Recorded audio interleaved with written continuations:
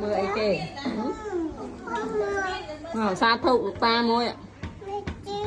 xa thụ được ta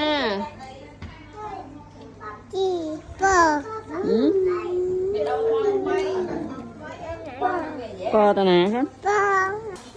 nè đây cái hai cái hai nè xong này nè ấy nè thật rồi đi bắt chi nè thật mày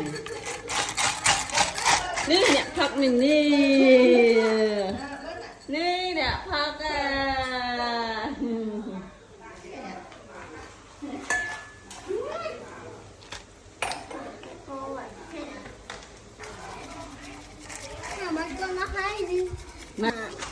mà em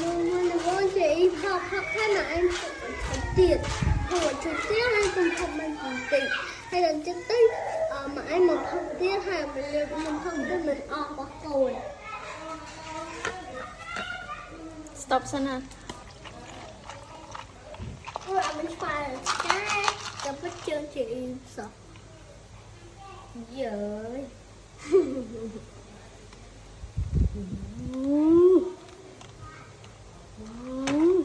đã được có thích về